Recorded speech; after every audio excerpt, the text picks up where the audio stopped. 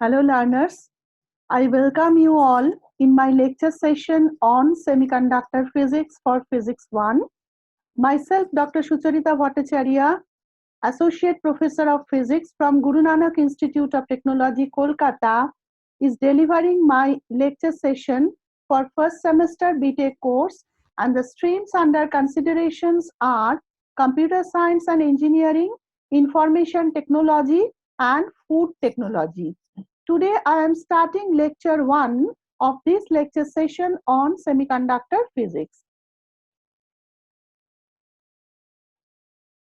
Now, this is submodule 4.02 of the module 4 solid state physics.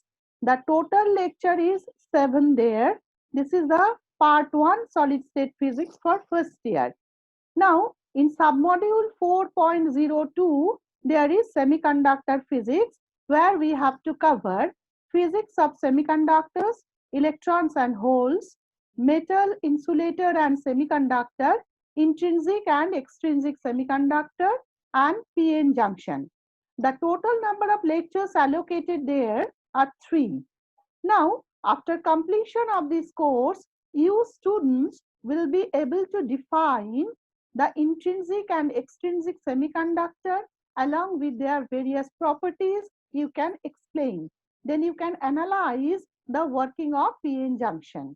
Now, the books under considerations are Solid State Physics, Puri and Babbar, Solid State Physics and Electronics by A.B. Gupta and Nurul Islam, Solid State Physics by S.O. Pillai, very common one. And if you want to look at some specific engineering physics books, you can consult our website www.gnit.ac.in syllabus. Okay. Now, let us take a look at today's lesson plan. So today I already mentioned that I am starting the semiconductor physics with first lesson in submodule 4.02 of module 4 on solid state physics. Here I will introduce the physics of semiconductors, then holes and electrons, metal, insulators and semiconductors, and discuss about the intrinsic semiconductors. Naturally, the questions to be addressed in today's session is classification of solids. What about the classification of solids? What about the basic properties of conductor, insulator and semiconductor? Though it is a case of semiconductor, always we have to compare side by side the properties of conductor and insulator to have the better insight of a semiconductor. What about the basic band formation of solids? How basically bands are formed in a solids? Then bonding in solids. What about the bonding in solids? What about intrinsic semiconductor? Today we are going to cover that in very detail. Then what about the different electronic properties of the semiconductor? Then energy band diagram we are going to show, and finally the comparison table of the 3 solid whose classification we are considering, that means conductor, insulator and semiconductor.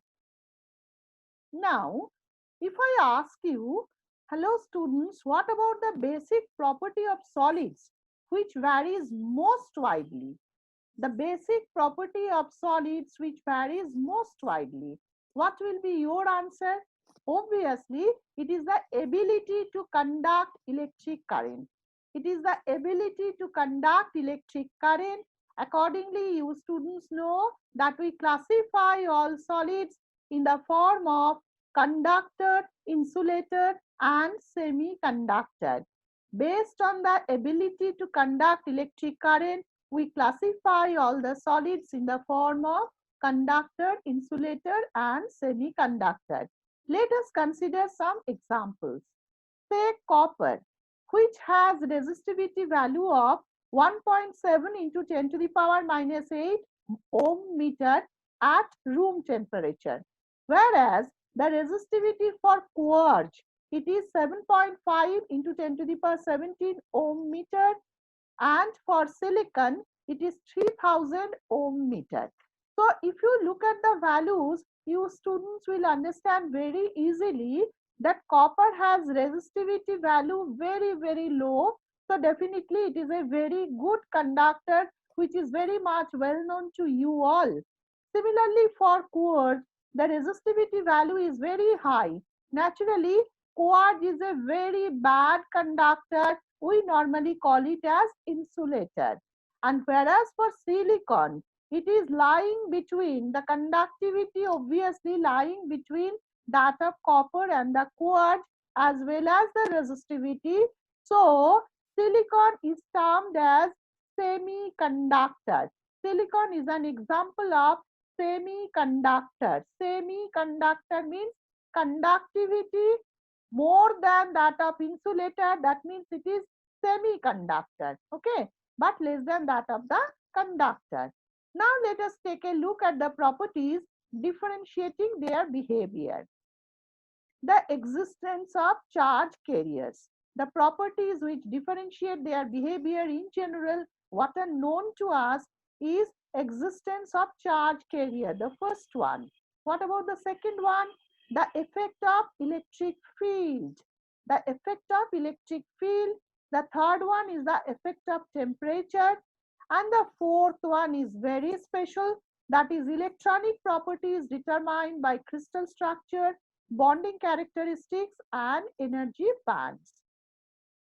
Now, definitely in our today's lesson, it is the semiconductor which is the topic of interest, and I already mentioned here we are going to discuss the intrinsic semiconductor, though there is the second class of semiconductor present, that is the extrinsic semiconductor also. Okay. Now, before going to the electronic properties and its existence and the exposure, we are just taking care of the basic properties with which we are familiar for the material in the form of conductor, insulator and semiconductor. The first one obviously is the existence of charge carrier. In case of conductor, you students know that large number of free electrons are available as charge carrier. Now, what about the case for insulator? Free electrons are almost negligible so far as their availability is concerned. That's why they are insulated. In case of semiconductors, electrons as well as holes are available, though they are not exactly free if you compare with respect to conductor case. Clear? Next, effect of electric field. Free electrons experience force acquiring drift velocity. You know, if free electrons is there on which electric field is applied, then free electrons will be accelerated, they will experience force and they travel with drift velocity, which is the steady directional velocity in between successive collisions of the ions that is kept in their lattice points, and this results in electric current obviously. though sorry though the conductivity of the conductor is independent of the field, but in presence of the field electric current is available. Now in case of insulator, they are bound, the free electrons are bound to the respective nucleus, so they cannot move freely in response to the electric field. In case of semiconductor, they conduct electricity in presence of the electric field, but the amount of conductivity definitely is very small. Already the resistivity value we have seen in between the conductor and the insulator. So you students, I hope, are getting the idea of the fact that conductivity of semiconductor is also to some extent less than that of conductor, but much more than that of insulator. Next is very important one, that is the effect of temperature. In case of conductivity, the sigma value for conductor decreases as temperature increases, because if you increase the temperature, the thermal energy of the lattice ion vibration will be more. That means lattice ions will vibrate largely with higher thermal energy, naturally there will be more collisions with the electrons, and naturally the conductor's conductivity will reduce. But in case of insulator, the resistance decreases with increase of temperature, so it will improve the conductivity to some extent. And obviously in case of semiconductor, we will find now after a few minutes that sigma increases as temperature increases. Sigma increases as temperature increases. Why it will happen, that we will take a look. Okay. So these are the basic properties you all know so far as the comparison in these three classes of solids are concerned. Now let us move to the case of the electronic properties. Obviously, the first one which comes into our consideration is the energy band formation. The energy band formation. Now, the electrons of an isolated atom, we all know where the electrons live. In case of isolated atom, at the center we have the positively charged nucleus, which is surrounded by an equal amount of negative charges, which are carried by large number of electrons, which revolve around the nucleus in certain stable orbits, which are specified by the quantum conditions mvr equal to nh by 2 pi, where mvr is the angular momentum of the electron, and obviously n is the quantum numbers which we are considering 1, 2, 3 for the different orbits. Now, the electrons of an isolated atom have certain definite energies labeled as they are remaining in the orbit, so they have the definite energies which are labeled as say 1s, 2s, 2p, etc. Okay. Now, Pauli's exclusion principle, you know electrons are Fermi particles. So, Pauli's exclusion principle is over here. So, which determines the maximum number of electrons which can be accommodated in energy level consisting of several quantum states, each containing only one electron, maximally one electron. Say for example, here 2s and 2p we are considering. In case of the 2s, the total number of electrons to be accommodated maximally is 2. Okay. In case of 2p, it is 6 because 2p6. So 6 electrons can be accommodated here totally in 6p states. Okay. Now, in place of a single atom, if there are a collection of atoms widely separated from each other, electrons of one atom do not interact with others. You are considering in place of a single atom, collection of atoms, but they are widely separated from each other so that the electrons of one atom do not interact with the others. Naturally, the energy of a particular state of each atom is the same as that for an isolated atom, isn't that? But if the atoms are now drawn closer to each other so that the outer electron of one atom starts interacting with those of the neighboring atoms, it results in change of energy of that particular state. So when interactions will take place of one atom's electrons with the nearest neighbor, because the distance, that is the interatomic separation, comes closer and closer or decreases, then definitely the electrons of one atom start interacts with the immediate neighbors, resulting in change of energy of that particular state. But it is found that the change of energy in all the states of the level is not identical. In some cases, it is found out to be shifted up in energy. In other cases, it may be pushed down. The magnitude of energy is also different for different states of a particular level. So, what is the net result? A sharply defined energy level, which was previously we got, it becomes now a combination of several closely spaced energy, forming energy bands which may overlap.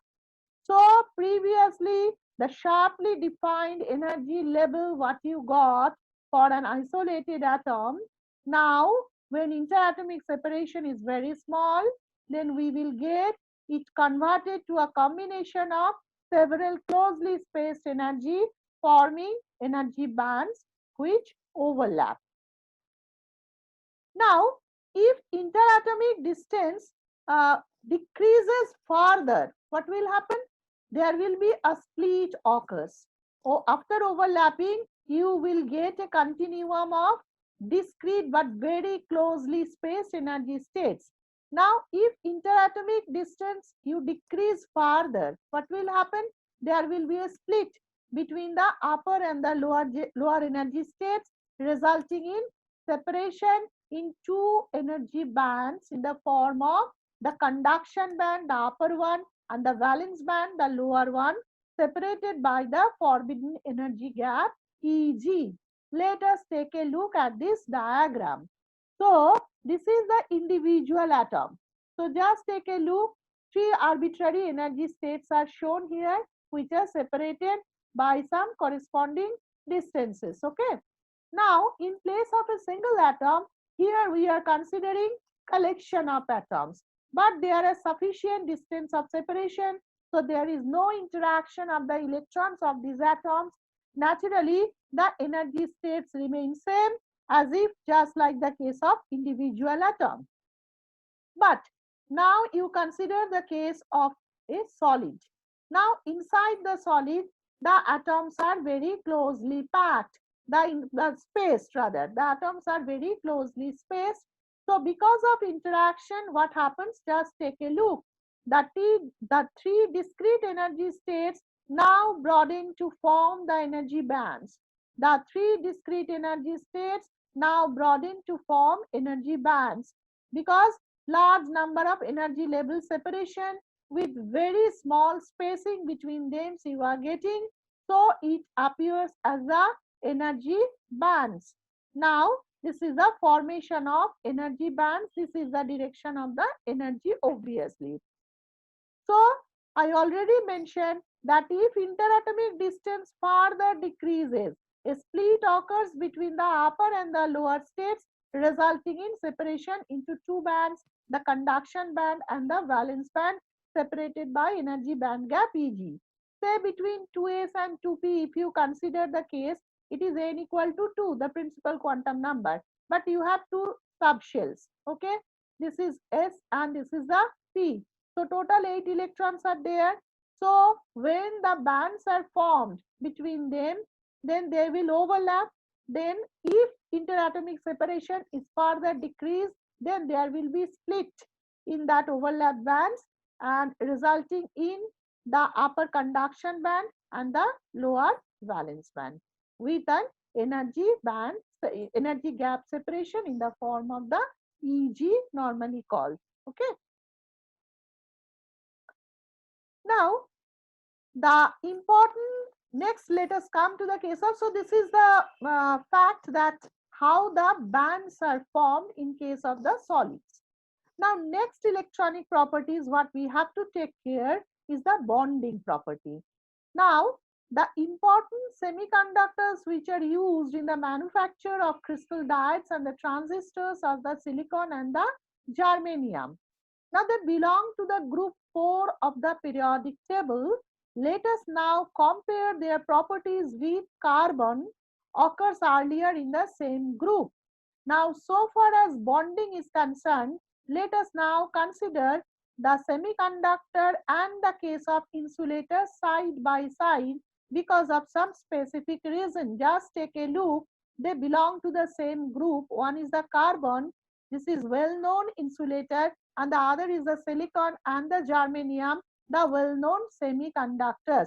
Just take a look at the basic properties and then we will come to the point that why we are trying to compare their bonding characteristics. Let us take a look that element we are considering with type. First is the diamond. Diamond is the allotrope of carbon, so it is well-known insulator. What about its atomic number? That is 6. Cell closure is there at K and unfilled shells at L and valency is 4. So 4 valence electrons are there. K means 1s2 is occupied. Okay. Now L shell, there is the shell closure and we are unfilled shells. Shell closure is there at K, and in case of L, other 4 electrons are there. So unfilled shells we are getting at L with valency of 4. Similarly, in case of silicon, just take a look, it is semiconductor. But what about the atomic number? That is 14. Where is the shell closure? At K and L. K means 1s2, L means 2s2, 2p6. So what we are getting, total 10 electrons are coming under shell closure, and unfilled shell is the M shell. Unfilled shell is the M shell. Again, valency is 4 because atomic number is 14. Similarly, in case of germanium, which is also known as semiconductor, its atomic number is 32, where we are getting the shell closure at K, L and M, with N is the unfilled shell with valency of 4. That means all have the similar crystalline structure. Their structures are same, in which each ion is surrounded symmetrically by 4 other ions. They belong to the group 4 of the periodic table. Now, this is a common feature that all are crystalline and each ion is surrounded symmetrically by 4 other ions. Now, let us consider the case of silicon, the well-known semiconductor. Just take a look. Associated with each ion, there are 4 valence electrons. Associated with each ion, there are 4 valence electrons. Okay, and each ion shares one of these valence electron with each of the 4 immediate neighbors of the lattice. 1, 2, 3, 4. That means a bond is formed between 2 neighboring ions in the lattice by 2 valence electron shared by each atom 1, 1. Similarly here, 1 atom, 1 electron is shared by this, 1 electron shared by this. Similarly here and here. So the covalent bonding is forming, and which gives a very stable structure here, though all the ions are not in the same plane. So this is the silicon crystal lattice. These are the covalent bonds formed. This is the valence shell, and this is the shared electron. Okay. So valence electrons here are not now free as in a metallic conductor, but form these covalent bonds and they occupy the field energy bands which overlap. There is now an energy gap Eg, Ev to the next unoccupied band, the conduction band. Already I mentioned that valence band and conduction band is there. So valence electrons, they are now free. They are now not free because they are now forming the covalent bonds and they occupy the field energy band which overlap. Now, what about this energy gap for the next unoccupied band? Actually, what is the implication of this energy gap? That means you have to impart one valence electron this much of energy to break away the covalent bonding to enter into the conduction band, where it can free to migrate obviously along the line of the externally applied field to form the electric current. So be careful. What about Eg? Eg, the energy band gap, it is the measure of the strength of the bonding, because you need this much of energy to be supplied to the valence electron to break away the covalent bonding to enter into the conduction band. Once they enter into the conduction band, they are free to migrate along the line of force of an externally applied field to form the electric current. That means we can say Eg is a measure of strength of the covalent bond. For silicon, let us take a look at the Eg value. It is only 1.12 eV, so it is very weak. While for germanium, it is even smaller, that is only 0.75 eV. So These are semiconductors.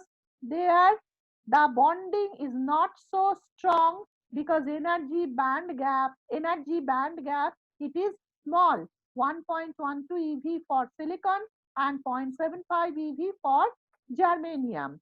That means only thermal energy, if you impart to this valence electron due to lattice ion vibration, this is sufficient enough even at room temperature for a small fraction of these valence electrons to leave the valence band.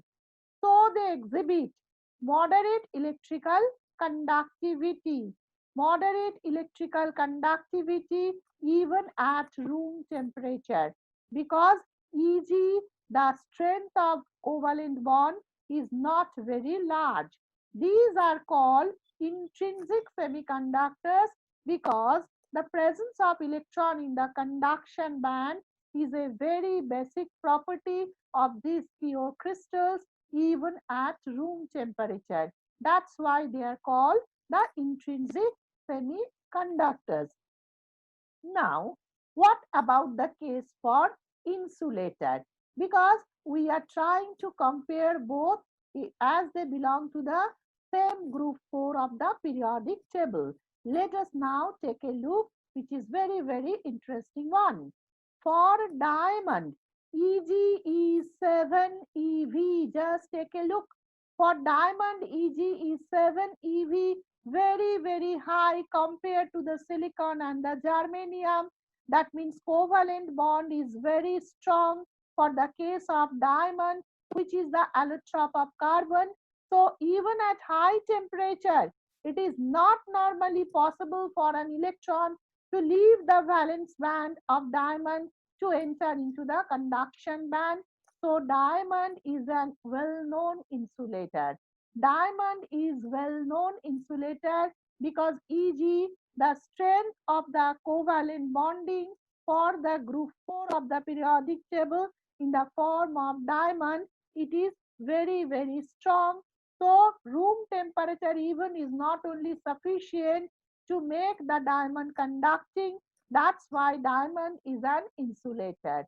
So I hope you are now understanding why I am comparing the insulator as well as the semiconductor in the same table. Though they belong to the group 4 of the periodic table, their properties are different. Now let us come to the case of energy band diagram. As temperature increases, so we got the fact that more and more electrons are able to surmount this energy gap, that is Eg, to the conduction band. So conductivity increases with temperature for the case of the silicon and the germanium. So semiconductors thus exhibit negative temperature coefficient of resistance, an essential property of a semiconductor. As you raise the temperature, so the valence electrons surmount the energy gap Eg to go to the conduction band, so that conductivity increases and resistance property decreases, or you can say resistivity decreases. That means semiconductor exhibit negative temperature coefficient of resistance. With increase of temperature, the resistance decreases, conductivity increases. It is just opposite to the case of conductor like metals. A positive temperature coefficient of resistance is characteristic. Obviously, already we mentioned that if you raise the temperature, the lattice ion vibration increases, so which oppose the movement of the electrons. So naturally you will get the conductivity to be reduces. Now in case of the metal, the conduction band is partly filled or it overlaps the valence band. So the Eg value is 0. Eg value is 0. In fact, increased thermal vibration of the lattice ions impedes increasingly electron migration in an electric field. So conduction decreases with temperature. That's why in case of metal, as at room temperature, even Eg is 0. So there is overlapping of the valence band. So you don't need to raise the temperature to increase the conductivity. It will give you the opposite effect. Now let us take a look at the well-known energy band diagram with which you students all are familiar. First one is the case for insulator. This is the conduction band, this is the valence band, this is EC, that is the bottom of the conduction band, okay, the energy at the bottom of the conduction band, and this is EV, the energy at the top of the valence band, and their difference gives you EG, the energy band gap. So mind it, energy band gap is the energy difference between the top of the valence band and the bottom of the conduction band. It is very high for the case of insulator. Already we have seen it for the case of diamond. In case of semiconductor like silicon and germanium, the Eg value is not so high as that of the insulator. It is a moderate one. Already we have seen the value for germanium 0.75 EV, for Eg, and that for the silicon 1.12 EV. Now come to the case of conductor. There is overlapping of the conduction band and the valence band. So here energy band gap is 0. Very much known to you. Now through the detailed clarification, I think things are becoming much more clear to you. Isn't that? Now let us come to the case of the hole, the term hole and the conductivity in intrinsic semiconductor. What about the hole factor? At a temperature of T Kelvin, the number of electrons per unit volume, that is N, in a conduction band of an intrinsic semiconductor is given by N equal to A T to the power 3 by 2 e to the power minus Eg by 2 kT, where A is a constant for a particular semiconductor. Before coming to the case of hole, let us take a look at the number of electrons per unit volume available in a conduction band of an intrinsic semiconductor at any temperature T, say of the order of N equal to A T to the power 3 by 2 e to the power minus Eg by 2 kT. That means temperature variation is T to the power 3 by 2, and look at here, e to the power exponential decaying factor is there, minus Eg by 2 kT, where Eg is the energy band gap, K is the Boltzmann constant, and T is the absolute temperature. Now, in an intrinsic semiconductor, when valence electron leave the valence band to enter the conduction band, obviously vacant sites will be created. The vacant sites will be created. These vacancies are known as positive holes because electrons are leaving the space. So we are getting the positive holes there. Space is created, so it is holes, and electrons are missing, so it is the positive holes. I am repeating this statement. In an intrinsic semiconductor, when valence electrons leave the valence band to enter the conduction band, vacant sites create. These vacancies are called positive holes, obviously, and these holes occur in places in a continuous energy band where electrons could normally be present but are missing. Electrons are leaving their position, and since electrons are negatively charged particles, so if they leave the position, the positive charges remain behind in the form of vacancies, which is termed as hole. Very, very important nomenclature, isn't that? Now, positive hole conduction takes place in case of an externally applied electric field, but obviously in the reverse direction. As you are getting the absence of electron, that means the positive charges. So definitely you will expect the conduction through these positive holes. But here the definitely conductivity direction is opposite. Just take a look here. Say we are considering a silicon crystal. Okay. Now you are sending the conventional current. So what will happen? The electrons being negatively charged it will move opposite to the direction of the conventional current direction, the direction of the conventional current. Now, when electrons leave from the silicon, from one of the bond, obviously what will happen? There will be the vacancy created. Now, next electrons will come to occupy that space or the vacancy. Then there will be the vacancy created. Again, next electrons will come to occupy that vacancy. That means when electrons move in the direction opposite to the conventional current, holes will move in the other direction. That means in the direction of the conventional current. So once electrons come out from the bonding of the silicon, then the vacancy will be created. So who will occupy the vacancy? The next electron will come to occupy the vacancy. So there the vacancy will be created. Who will occupy that? Again, next electron will come to occupy the vacancy, and this way it will take place. So whole conduction takes place in a direction opposite to the direction of the electron conduction. Electron conduction is opposite to conventional current, and whole conduction in the direction of the conventional current. And in case of semiconductor, since both holes and the electrons are present and they are migrating, so definitely conductivity arises because of both holes as well as electrons. This is the expression for conductivity in case of a semiconductor: small e into Ne Ke plus Nt into Kp. Obviously, E, you are getting the idea, very known to you. It is the charge of electron. Now take a look, what is Ne? Ne is the number of electrons available for conduction per unit volume. Naturally, Np is the number of holes available for conduction per unit volume. Ke and Kp, they are the mobilities.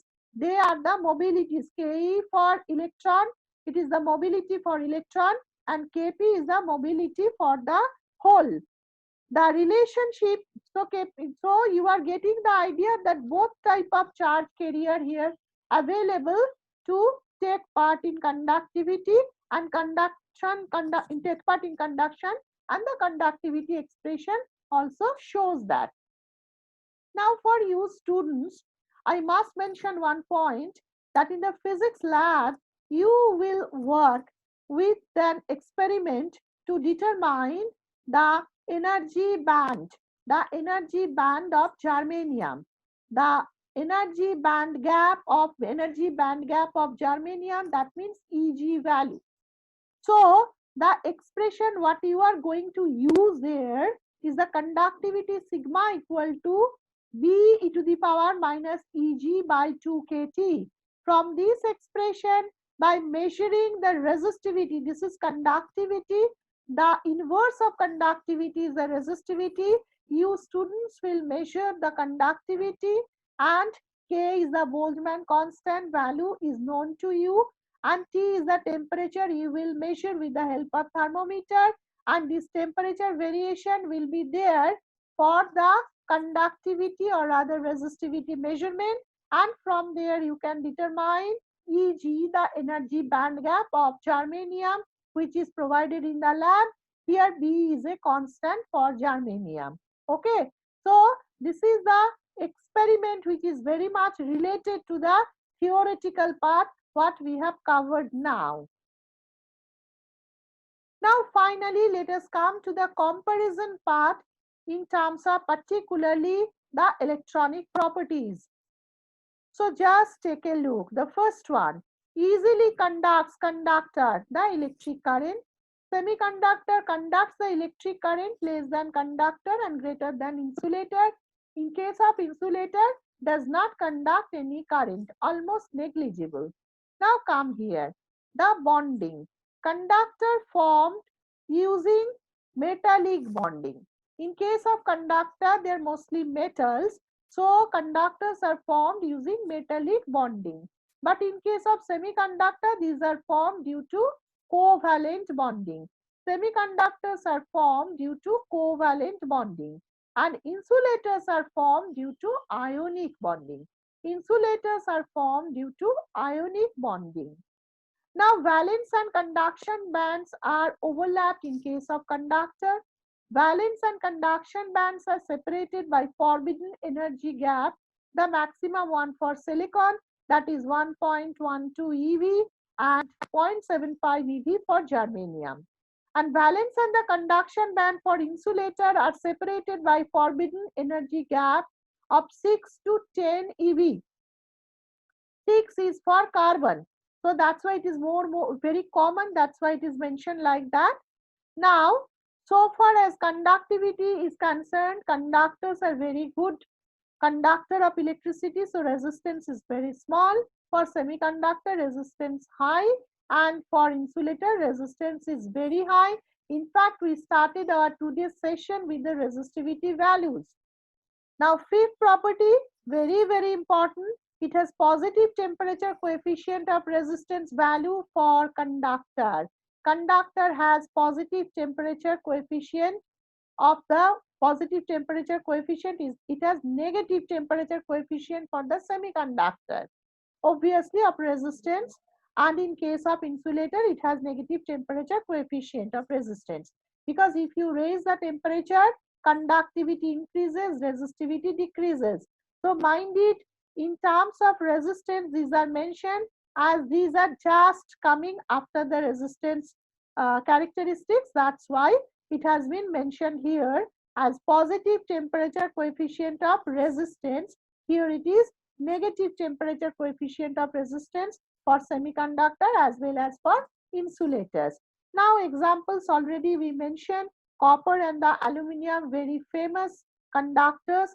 Here silicon and the germanium, the semiconductors, more specifically the intrinsic semiconductor. In case of insulators, we started with the carbon, that is the diamond, which is the allotrope of carbon. Mica, paper, etc. are also very good insulators. So these are the different properties of the semiconductor.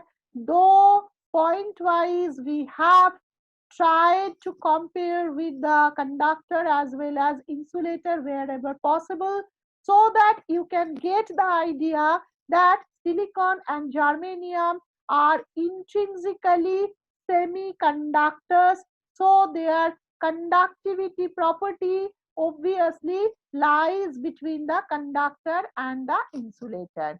I hope the students you enjoyed the class and all of you understood. Basic things are known to you from 12th standard, but definitely we have tried to go some deeper. So that's why things are becoming much more clear. Okay.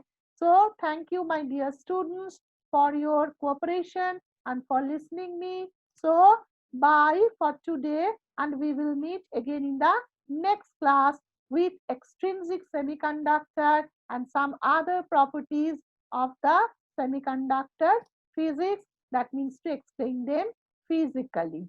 Okay. So thank you.